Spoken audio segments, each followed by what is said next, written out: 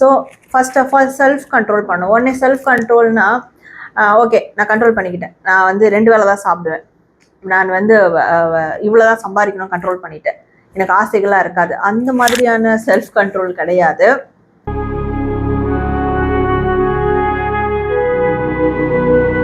So 5th one பார்க்கும்போது இப்போ நான் வந்து ஸ்பிரிச்சுவல் ரீதியாக போகிறேன். ஸ்பிரிச்சுவல்ன்ற போது உடனே ரிலீஜியஸ் சார்ந்து போயிடக்கூடாது. சாமி கும்பிட்றது, மாஸ்க் போகிறது, சர்ச் போகிறது, அது கிடையாது. ஸ்பிரிச்சுவல் ஆன்மீகம் ரீதியாக.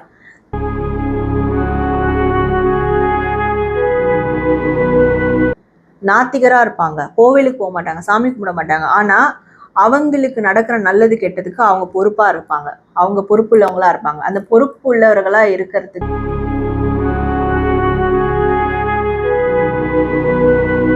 நம்மளால காலையில இத்தனை மணிக்கு எழுந்துக்க முடியலன்னா நம்ம வாழ்க்கையிலையும் நம்மளால விழிப்படைய முடியாது. ஸோ காலையில நம்ம எழுந்துக்கும் போது அந்த காஸ்மிக் எனர்ஜி நம்மளோட கனெக்ட் ஆகணும். சில பேர் காலையில எழுந்து ரூம்குள்ள உட்காந்துட்டு ஃபோன் ஓடிட்டு இருப்பாங்க, அது கிடையாது.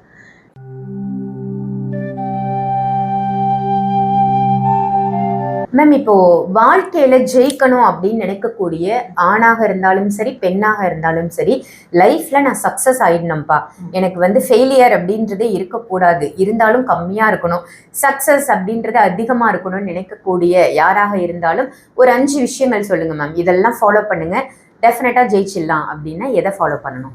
கண்டிப்பா முக்கியமான 5 விஷயங்கள், பெஸ்டான 5 விஷயங்கள் அப்படின்னு பார்க்கும்போது, ஃபர்ஸ்ட் செல்ஃப் கண்ட்ரோல், தன்னைத்தானே கட்டுப்படுத்திக்கிறது. இது இல்லாததுனால தான் நிறைய பிரச்சனையில போய் மாட்டிக்கிறோம். ஆசைகளை கண்ட்ரோல் பண்ண முடியல, அதனால ஒரு பிரச்சனை வருது, நம்ம ஜெயிக்கிற ரேஷியோ கம்மியாயிடுது. அதாவது ஒரு அடி என்ன 10 அடி சறுக்குது. இதுக்கு காரணம் நம்மளுடைய ஆசைகள் தான். So first of all self control பண்ணும். உடனே செல்ஃப் கண்ட்ரோல்னா ஓகே நான் கண்ட்ரோல் பண்ணிக்கிட்டேன், நான் வந்து 2 வேளை தான் சாப்பிடுவேன், நான் வந்து இவ்வளோதான் சம்பாதிக்கணும் கண்ட்ரோல் பண்ணிட்டேன், எனக்கு ஆசைகளாக இருக்காது, அந்த மாதிரியான செல்ஃப் கண்ட்ரோல் கிடையாது. ஒரு விஷயம், இப்போது ஒரு வேலையில் இருக்கோம், ஒரு ப்ராஜெக்ட் பண்ணிகிட்டு இருக்கோம், அந்த டைம் நம்மளுக்கு பிடிச்ச வேற ஒரு விஷயம் அங்கே நடக்குது.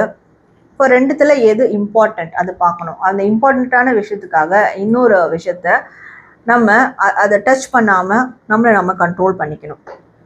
ஸோ இதுதான் செல்ஃப் கண்ட்ரோல். நம்மளோட இமோஷன்ஸை சில இடங்களில் கண்ட்ரோல் பண்ணணும். உள் மனசு சொல்லும் நீ இதை செய்யாத அப்படின்னும், நம்ம அப்போ தான் போய் கண்ட்ரோலே இல்லாமல் போய் செய்யும், அப்புறம் அது பெரிய விளைவை கொடுக்கும், அதுக்கப்புறம் நம்ம யோசிப்போம் அப்போவே செய்யாதன்னு சொல்லிச்சு. ஸோ இந்த மாதிரியான விஷயங்கள் நம்மளை நாமே கட்டுப்படுத்திக்கிறோம். நம்மளை நாம கட்டுப்படுத்திக்கிட்டோம்னா நம்மளை மற்றவங்க கண்ட்ரோல் பண்ண முடியாது. ஸோ செல்ஃப் கண்ட்ரோல் ரொம்ப இம்பார்ட்டண்ட் நம்ம முன்னேறத்துக்கு. அண்ட் இன்னொன்று வந்து ஏர்லி மார்னிங் வேக்கப். அது என்ன தாரக மந்திர மாதிரி இருக்குது, டெய்லியும் காலையில் எழுந்துட்டா எல்லாரும் சொல்கிறாங்களே காலையில் எழுந்தா என்ன அப்படி நல்லது நடந்துருமா, முன்னேறிடுவோமா, இது ஒரு விதமான ப்ராக்டிஸ். ஸோ இதுவும் ஒரு விதமான கண்ட்ரோல் சார்ந்து தான்.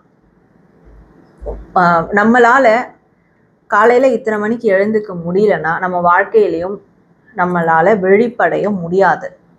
ஸோ காலையில் நம்ம எழுந்துக்கும் போது அந்த காஸ்மிக் எனர்ஜி நம்மளோட கனெக்ட் ஆகணும். சில பேர் காலையில் எழுந்து ரூம்குள்ளே உட்காந்துட்டு ஃபோன் ஓடிட்டு இருப்பாங்க, அது கிடையாது. காலையில் எழுந்து எம்டி டெரேஸ் இருக்குது, கார்டன் இருக்குது, பார்க் இருக்குன்னா அங்கே டைம் ஸ்பெண்ட் பண்ணணும். அந்த காஸ்மிக் எனர்ஜியோட நம்ம எனர்ஜியை கனெக்ட் பண்ணணும். அப்போது நம்மளுக்கு முன்னேற்றத்துக்கான நிறைய விஷயங்கள் நம்மளுக்கு ஓடும், மைண்டில் நிறைய பிளான் பண்ணுவோம். காலையில் வந்து நிறைய ஐடியாஸ் க்ரியேட் ஆகும், அதனால் காலையில் எழுந்து படிக்க சொல்கிறது, மைண்டு ஃப்ரெஷ்ஷாக இருக்கும். ஸோ அப்போ அந்த ஐடியா வந்து நம்ம முன்னேற்றத்துக்கான ஐடியாவாக இருக்கும், ரொம்ப பெஸ்ட்டாக இருக்கும். அப்போது இந்த ஒரு விஷயம் ஃபாலோ பண்ணணும். அண்ட் குறைவாக சாப்பிடணும், கண்டிப்பாக குறைவாக சாப்பிடணும். ஸோ நிறைய பேர் நான் ஃபுட்டி அப்படின்னு சொல்லுவாங்க, நான் ரொம்ப ஃபுட்டியாக இருக்கேன் அப்படின்வாங்க, அது பெருமையாக சொல்லிப்பாங்க. நல்லா சாப்பிடுவேன், 5 வேளை சாப்பிடுவேன், சாப்பிட்றது தான் என்னுடைய ஹேபிட்டே. லைக் அதற்காக தான் அப்புறம் நம்ம ஓட ஆரம்பிப்போம்.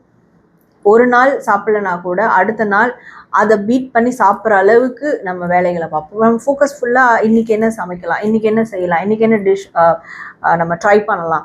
ஸோ இது மாதிரியான விஷயங்களை நோக்கி போகும்போது நம்மளுடைய ஃபோக்கஸ் அடி வாங்கும். ஆப்வியஸ்லி நம்மளோட ஹெல்த்துக்கும் அது வந்து கெடுதல் தான். ஸோ இதுவும் ஒரு விதமான கண்ட்ரோல் தான். ஸோ அப்போ நம்ம சாப்பாடை கண்ட்ரோல் பண்ணுறது, கம்மியாக குறைவாக சாப்பிட்றது. ஸோ இந்த விஷயங்கள். அண்ட் 4th ஒன் வந்து ப்ராக்டிக்கலான விஷயம், பிளானிங்ஸ், எவ்ரிடே பிளானிங்ஸ். நிறைய பேர் வீட்டில் பார்த்தீங்கன்னா டைம் டேபிள் போட்டு வச்சுருப்பாங்க. உங்களுடைய ப்ரொஃபஸராக இருக்கட்டும், உங்களுடைய ஹெச்ஆராக இருக்கட்டும், பாஸாக இருக்கட்டும், உங்களுடைய டீச்சராக இருக்கட்டும், அண்ட் சினிமா டைரக்டர்ஸ் கூட பார்த்தீங்கன்னா ஒரு ஷார்ட் போர்ட் போட்டு வச்சுருப்பாங்க. ஸோ அதில் வந்து அவங்க அன்னன்னைக்கு என்னென்ன பண்ணணும் அப்படின்றத ஒரு டைம் டேபிள் ஃபிக்ஸ் பண்ணியிருப்பாங்க, ஸ்கூல்ஸில் நம்மளுக்கு கொடுக்குற மாதிரி. ஸோ அந்த டைம் டேபிள் பிளானிங்ஸ் அது இருக்கணும். இது வந்து பெரிய ஆண்டர்பிரினர் பிஸ்னஸ்மேன்லாம் வந்து அதுக்குன்னே ஒரு ஆளை ஃபிக்ஸ் பண்ணி வச்சுருப்பாங்க, மாதம் சம்பளம் கொடுத்து. ஒன்றுமே இல்லை, அவங்களோட அப்பாயின்மெண்ட் என்ன சொல்கிறதுக்கே அந்த ஆள் இருப்பாங்க, ஏன்னா அவங்களால அதை ஹேண்டில் பண்ண முடியாதுன்னு. அது ரொம்ப இம்பார்ட்டண்ட். டெய்லி நம்மளுக்கான பிளானிங்ஸ் என்ன, அதுக்கான ஒரு டைம் டேபிள் பண்ணணும், பிளானிங் பண்ணணும். டெய்லி பிளானிங், அப்போ மந்த்லி பிளானிங், இயர்லி பிளானிங். இந்த பிளானிங்ஸ் எல்லாம் நம்ம கிளியர் பண்ணிட்டு வரோமான்றது நம்மளுக்கு வந்து ஒரு கன்ஃபர்மேஷன். அது பண்ணும் போது நம்ம அடுத்தடுத்து டெவலப்மெண்ட்டை நோக்கி போவோம். ஸோ டெய்லி பிளானிங்ஸ் அது வந்து ரொம்ப must. Time table is the must. So 5th one பார்க்கும்போது, இப்போ நான் வந்து ஸ்பிரிச்சுவல் ரீதியாக போகிறேன். ஸ்பிரிச்சுவல்ன்ற போது உடனே ரிலீஜியஸ் சார்ந்து போயிடக்கூடாது. சாமி கும்பிட்றது, மாஸ்க் போகிறது, சர்ச் போகிறது, அது கிடையாது. ஸ்பிரிச்சுவல், ஆன்மீகம் ரீதியாக, ஸ்பிரிச்சுவல் ரீதியாக ஒரு விஷயம் நம்ம பண்ணணும். அது வந்து எல்லாத்துக்கும் நன்றி உணர்வோடு இருக்கிறது. பெரிய பெரிய டாப் லெவலில் இருக்கவங்க, பெரிய பெரிய சாதனை புரிஞ்சவங்க, நம்ம இன்னைக்கு பார்க்கக்கூடிய பெரிய ஆட்கள் எல்லாருக்கிட்டையும் இந்த ஒரு குவாலிட்டி இருக்கும், இந்த ஒரு கேரக்டர் ஆர் ஹாபி, ஆக்டிவிட்டி இது இருக்கும். அப்படி எது வேணால் வச்சுக்கலாம். வந்து கிராட்டிடியூட், நன்றி உணர்வு, நன்றி சொல்கிறது. நன்றி எதுக்கெல்லாம் சொல்லணும்னா, நல்லதுக்கும் சொல்லணும், கெட்டதுக்கும் சொல்லணும்.